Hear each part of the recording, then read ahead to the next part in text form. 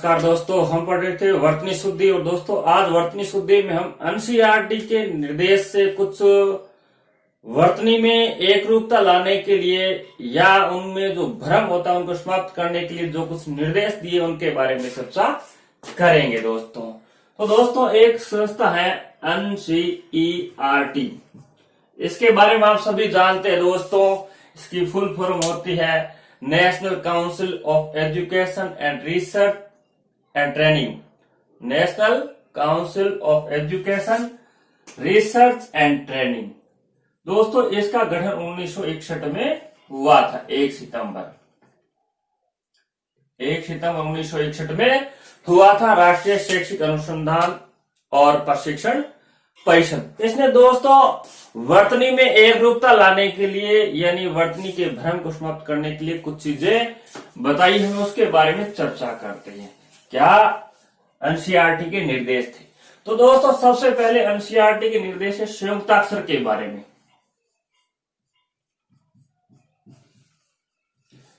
संयुक्त अक्षर के बारे में दोस्तों एनसीईआरटी ये कहती है कि जो ये संयुक्त अक्षर है, जैसे ये दे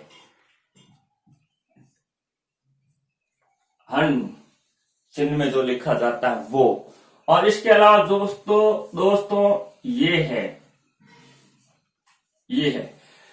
इन संयुक्त अक्षरों को इसी रूप में लिखा जाए। यानी संयुक्त अक्षर है वो मूल रूप में लिखे जाएंगे। जैसे अगर इसका प्रयोग कर रहे हो कहीं विद्यालय, तो आप विद्यालय दोस्तों ऐसे ही लिखोगे। यानी ये एनसीईआरटी ने कहा है कि आप ऐसा लिखो विद्यालय, है ना। प्रायद्वीप, सिद्धांत, चिन्ह में दोस्तों आपको ऐसे ही लिखना है। ये आपका क्या रहेगा दोस्तों, शुद्ध रहेगा, है ना दोस्तों। जैसे ये है, इसको भी दोस्तों ऐसे ही लिखना आपको। खट्टा, पट्टा, है ना। दे हलंत वे, द्वीप दोस्तों ऐसे लिखोगे, दे के नीचे वे। तो एनसीईआरटी की दोस्तों ये कुछ संयुक्त अक्षर के बारे में बताया गया है कि संयुक्त अक्षर हमेशा अपने मूल रूप में लिखे जाए। किस रूप में दोस्तों? मूल रूप में लिखे जाए। तो आप इस प्रकार से लिखोगे। दूसरी दोस्तों बात एनसीईआरटी की अब हम करते हैं श्रेय के बारे में। दोस्तों जो श्रेय होता है, ये श्रेय और एक दोस्तों ये, है ना, ये श्रृंगार में ये प्रयुक्त होता है। आप श्रृंगार लिखते हो तो दोस्तों ऐसे लिखते हो ना, ये शुद्ध होता है। अगर ये लिखते हो तो गलत होता है। इस श्रेय और श्री के बारे में दोस्तों एनसीईआरटी ने कहा है कि जो श्रेय और श्री है, इसके जो ये रूप चल रहे, इन्हीं रूपों को लिखा जाए। आप इस प्रकार से श्रेय नहीं लिखो, आप इस प्रकार से श्रेय नहीं लिखो। यानी ये नहीं लिखना, आपको ये ही लिखना। ये और श्रेय और श्री के बारे में बात। अब दोस्तों एनसीईआरटी ने पंचमाक्षर के बारे में क्या कहा है, उसका प्रयोग किस प्रकार होता है। दोस्तों पंचमाक्षर के बारे में आप जानते ही हो। पंचमाक्षर यानी अपने वर्ण के 5 अक्षर होते हैं, उनका प्रयोग हम बिंदी के रूप में, अनुस्वार के रूप में भी करते हैं और स्वर रहित वर्ण का भी प्रयोग करते हैं। जैसे दोस्तों मंदिर को दोस्तों एनसीईआरटी कहती है ऐसे लिखो, ऐसे नहीं लिखना है, ये नहीं लिखना है, ऐसे लिखना है। पंच को दोस्तों एनसीईआरटी कहती है ऐसे लिखना है, पंच ऐसे नहीं लिखना है। यानी आपको अनुस्वार का प्रयोग करना है। हलंत वर्ण के बजाय आप अनुस्वार का प्रयोग करोगे। जैसे और भी है दोस्तों उदाहरण, संपादक में दोस्तों अगर आप संपादक ऐसे करते हो तो एनसीईआरटी कहती ये मत करो। लेकिन ये अशुद्ध तो नहीं होता, लेकिन ये मानक ये माना जाएगा। इसी प्रकार दोस्तों अन्य भी जैसे चंचल है, चंचल में आपको चय का पंचम न लगा के चय पे आप बिंदी अनुस्वार लगा करके उसका प्रयोग करो। ये दोस्तों पंचमाक्षर के बारे में एनसीईआरटी की बात है। अब दोस्तों एनसीईआरटी कहती है कि जो खड़ी पाई वाले व्यंजन होते हैं, जैसे दोस्तों ये चय है, ये खड़ी पाई है, खड़ी पाई ये च है, ये खड़ी पाई, ऐसे जब व्यंजन हो इसको स्वर रहित बनाना हो तो इसकी क्या करेंगे, पाई हटाएंगे।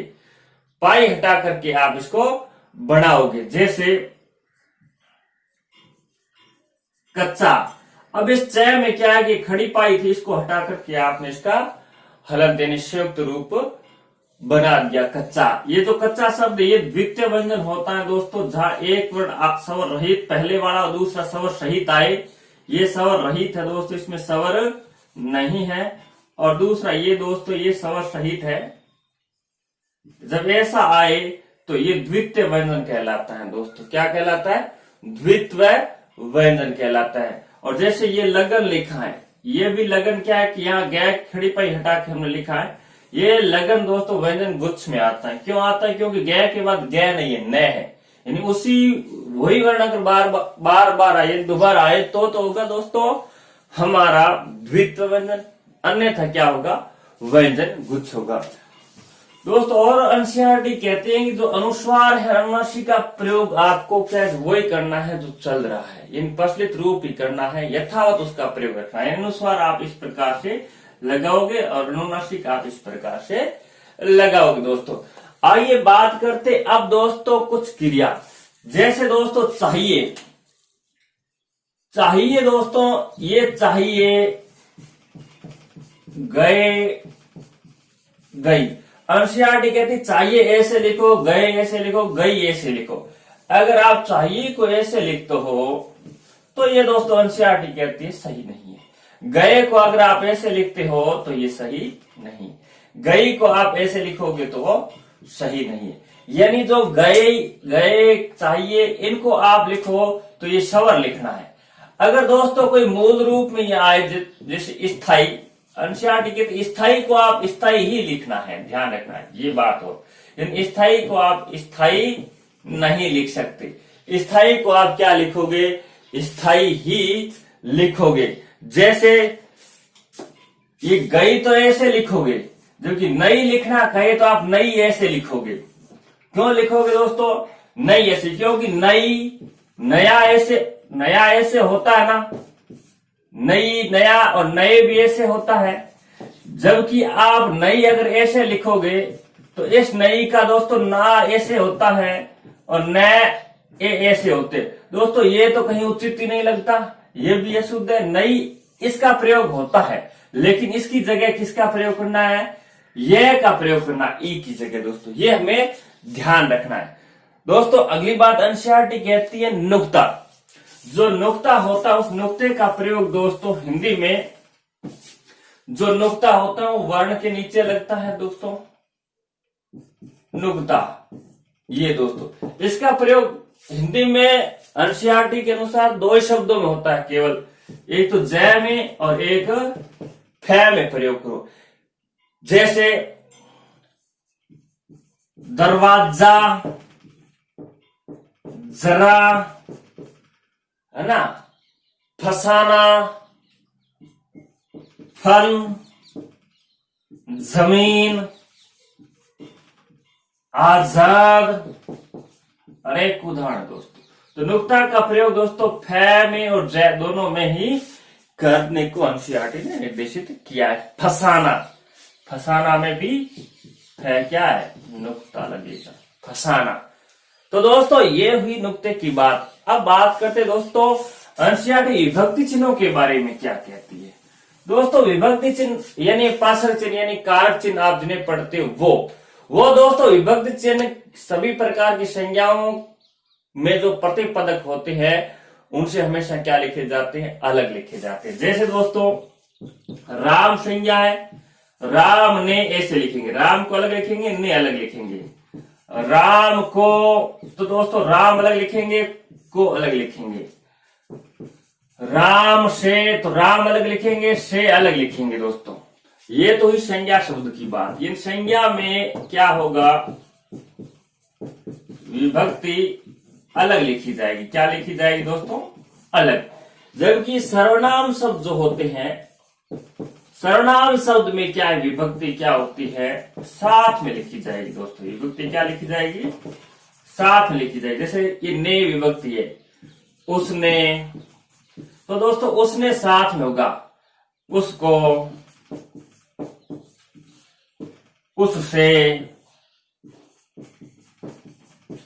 तो दोस्तों हमें ये ध्यान रखना है, सर्वनाम शब्दों में ये जो चिन्ह प्रतिपदक के साथ लिखे जाते हैं, मिलाकर लिखे जाते हैं, जैसे हमने लिखे उसने, उसको, उससे। तो दोस्तों ये थी कुछ वर्तनी से संबंधित छोटी सी जानकारी। दोस्तों वीडियो अगर अच्छा लगा तो इसको लाइक, शेयर और सब्सक्राइब अवश्य करें और वीडियो को दोस्तों पूरा देखें। धन्यवाद।